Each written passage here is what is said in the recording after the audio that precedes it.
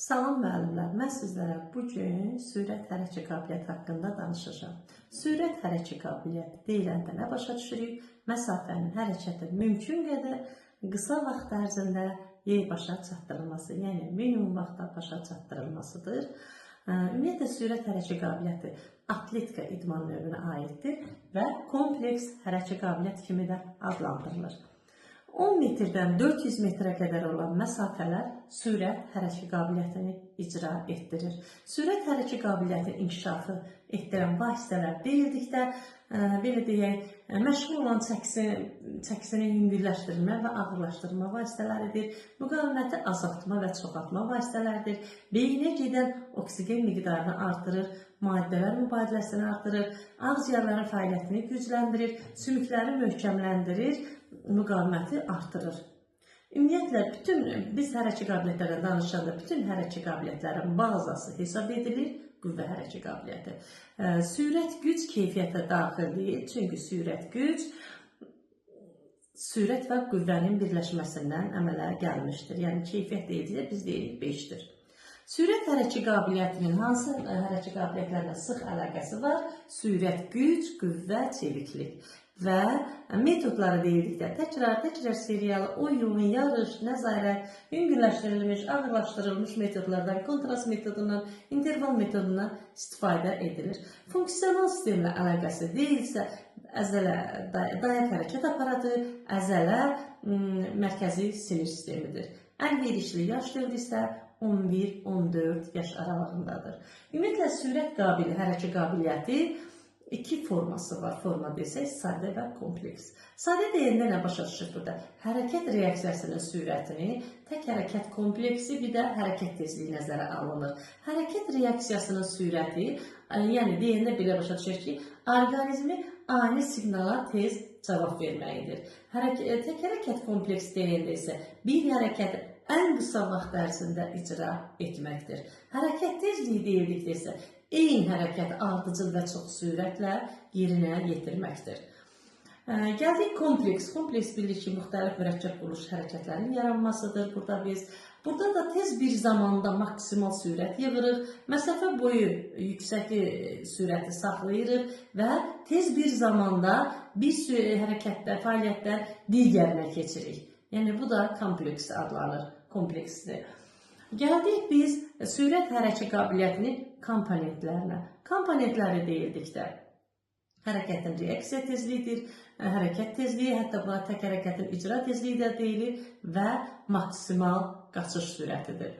Hərəkətin reaksiya tezliyi deyəndə nə başa düşürük? Hərəkətin reaksiya tezliyinə hətta buna gizli dövrdə deyilir, latent dövrdə deyilir və genetikdir. Biz bunu genetik deyirik, genetik amillərlə təyin edilir. Burada hərəkətə başlamaq üçün verilən siqnaldan hərəkətin icrasına başlanma anına qədər olan vaxt ölçüsü götürülür. Yəni, hər bir şagird biz bilirik ki, hərəkət start komandası verildikdə şagirdə hər birisi belə deyək ki, bir başqa cür çıxır da, starta diqqət marş dedikdə, hər bir şagird eyni səviyyədə həmin belə deyək, qaçışa başlaya bilmir. Ona görə də biz bunu, yəni şagirdin atəşə, siqnala, belə deyim, fitə verilən, ona qarşı olan reaksiyası eyni götürülmür. Hər bir kəsdə biz ona görə dedik ki, birində tez, birində gec ola bilir və ona görə deyirik ki, hərəkətin reaksiya tezliyi inkişaf etdirilən zaman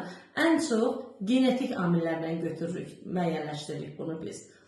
Gəldik, belə desək, müxtəlif çıxış vəziyyətindən qaçışlar, startlar, kürəyi uzanmış vəziyyətdən startlar. Bax, bu hal vəziyyətdə şagirdlər özləri start komandası verilən zaman atəşə, siqnala, fitə olan reaksiyası həmin an onun necə baş verməsi hal ölçüsü götürülür. Gəldik, hərəkətin reaksiya tezliyi özü iki yerə bölünür. Sadə və mürəkkəbdir. Sadə deyəndə, yəni biz burada, belə deyək, əvvəlcədən görürük, yəni siqnal hansı səmtdən, haradan gələcəyini bilirik və burada cavab 1 olur. Biz bilirik ki, bizə siqnal verilən zaman biz qaçacağıq. Yəni, burada da ona görə gözlə görünən deyirik biz buna. İdmançı hansı hərəkət edəcəyini əvvəlcədən bilir, yenə deyirəm, yalnız siqnalı gözləyir.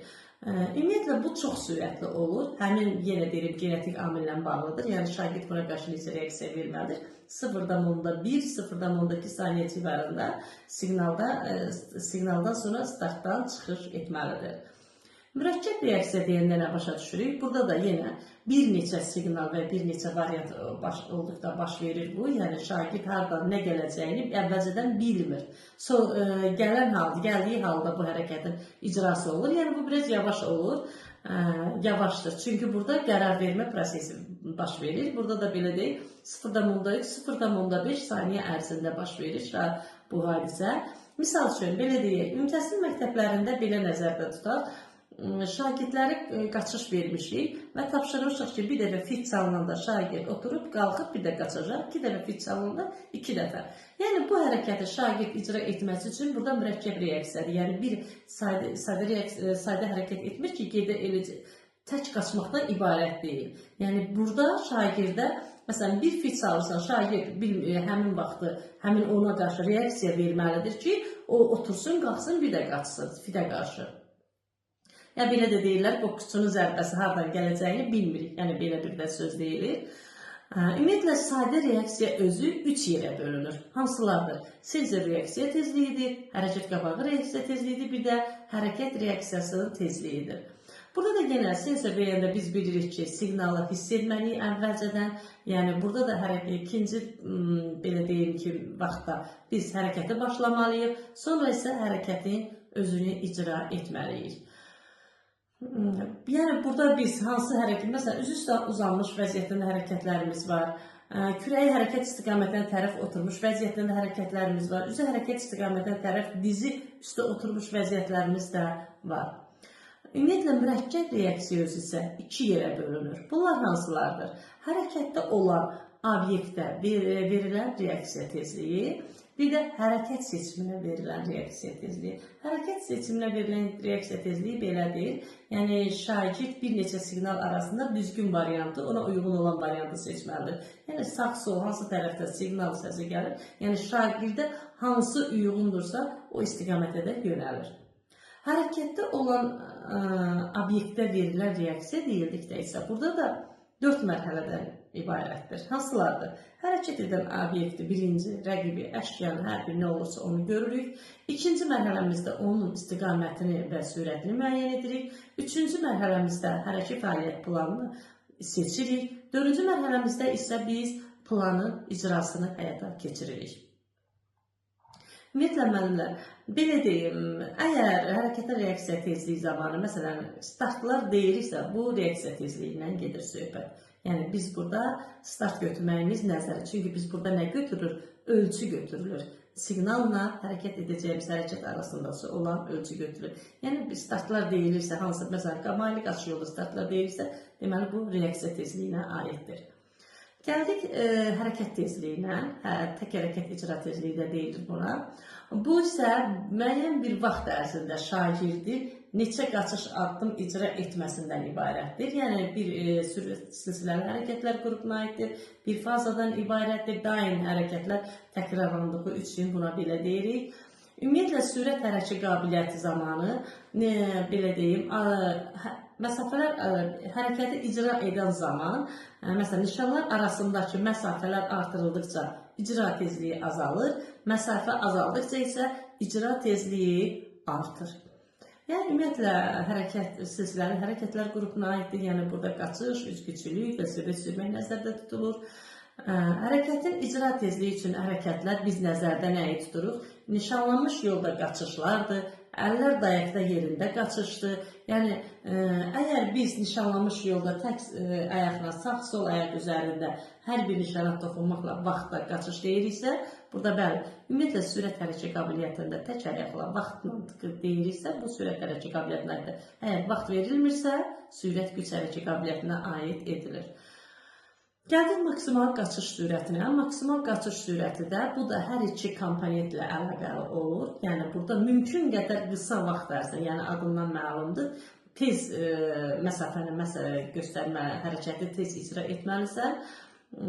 Yəni, burada da yenə şagirdin kiçik malik olan yol, malik qaçış olan yollarda sürətlənmə ilə qaçışları nəzərdə tutulur. Yəni burada belə deyir, rəqibə məsafə güzəştləri ilə qaçışlar yerinə yetirir, startlar yerinə yetirir. Əgər biz desək ki, sürətlənmə, məsələn 30 metr məsafəyə sürətlənmə, qaçış yolunda sürətlənmələr, startlar, qısa məsafələrə estafetlər, bunlar hər biri maksimal belə desək ki, qaçış sürətinə aid edilir. Yəni bunu belə bir nəzərimizdə saxlayaq ki, məkik qaçış zamanı 2 vurun, 3 vurun, 4 vurun qaçışlardır. Məsələn 20-30 metr məsafələrə sürətlənmələrdir. Biz bunları hər birini yenə deyirəm, sürətlənmə, metr məsafə varsa biz burada maksimal qaçış sürətinə aid edirik. Ancaq startlar deyilirsə, biz burada müxtəlif duruşlu startlar deyək də, belə desək, bunlar birinci komponentdə hərəkət reaksiya testinə aid edilir. Ümumiyyətlə, belə deyək,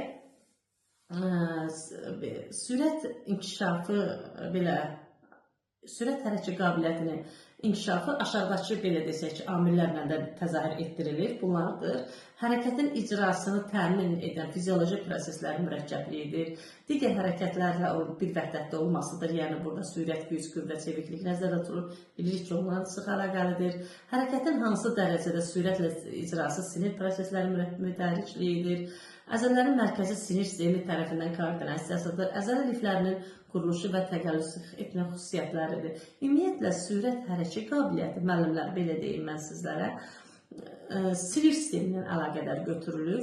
Sinir sistemi, ən çox desələr ki, hansı hərəkət qabiliyyəti sinir sistemi, düzdür, çeviklik hərəkət qabiliyyəti götürülür, mərkəzi sinir sistemi ilə əlaqəli olan, ən çox çeviklik hərəkət qabiliyyətidir. Ancaq sürət hərəkət qabiliyyətdə sinir sistemi ilə əlaqəli götürülür. Çünki biz buna da kompleks hərəkət qabiliyyət demişdik. Gəldik sürət hərəkət qabiliyyətinin ümumiyyətlə ümumi təhsil məktəblərində qiymətləndirməsinə. Qiymətləndirməsi deyəndə nə idi?